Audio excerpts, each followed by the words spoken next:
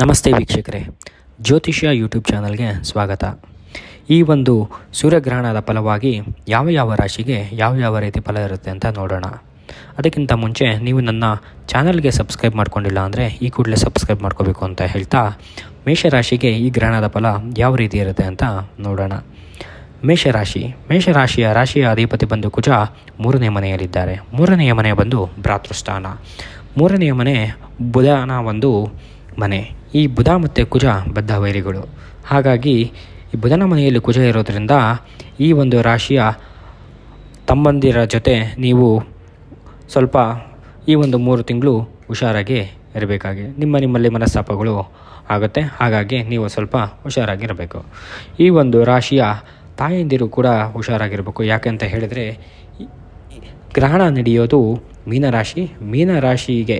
ಮೀನರಾಶಿಯಲ್ಲಿ ಗ್ರಹಣ ನಡೆದ್ರೂ ಈ ಗ್ರಹಣ ಶುರುವಾಗುವಂಥ ಸಮಯಕ್ಕೆ ನಾವು ನೋಡಿದ್ರೆ ಕರ್ಕಾಟಕ ಲಗ್ನ ಬರುತ್ತೆ. ಕರ್ಕಾಟಕ ಲಗ್ನ ಬಂದು ಈ ಒಂದು ರಾಶಿಗೆ 4ನೇ ಮನೆ ಬಂದು ತಾಯಿಯನ್ನು ಸೂಚಿಸುತ್ತೆ. ಹಾಗಾಗಿ ತಮ್ಮ ತಾಯಿಯಂದಿರ ಆರೋಗ್ಯವನ್ನು ಕೂಡ ನೋಡ್ಕೋಬೇಕು ಅಂತ ಕೇಳ್ಕೊಳ್ತೀನಿ. ಮತ್ತು ನಿಮ್ಮ ತಂದೆಯಂದಿರ ಕೋಪ ಸ್ವಲ್ಪ ಜಾಸ್ತಿ ಇರುತ್ತೆ ಅಂತ ಹೇಳ್ತಾ ಮುಂದೆ ನೋಡೋದಾದರೆ, ಮೀನರಾಶಿಯಲ್ಲಿ ಈ ಗ್ರಹಣ ನಡೆಯೋದ್ರಿಂದ ನಿಮಗೆ ಸ್ವಲ್ಪ ನಿದ್ರಾಭಂಗಗಳು ಆಗೋ ಸಾಧ್ಯತೆಗಳಿರುತ್ತೆ. ಹಾಗೆ ನಿಮಗೆ ನಿದ್ದೆ ಹೋಗ್ತಾ ಇರ್ತೀರ, ಹಾಗೆ ಮಧ್ಯರಾತ್ರಿ ಎಚ್ಚರ ಆಗುತ್ತೆ. ಅದಾದಮೇಲೆ ನೀವು ಮತ್ತೆ ಪುನಃ ನಿದ್ದೆ ಹೋಗೋದಕ್ಕೆ ತುಂಬ ಒದ್ದಾಡಬೇಕಾಗತ್ತೆ. ಇದಿಷ್ಟು ಮೇಷರಾಶಿಯ ಫಲ ಅಂತ ಹೇಳೋದಕ್ಕೆ ಇಷ್ಟಪಡ್ತೀನಿ ಗುರುಗಳೇ.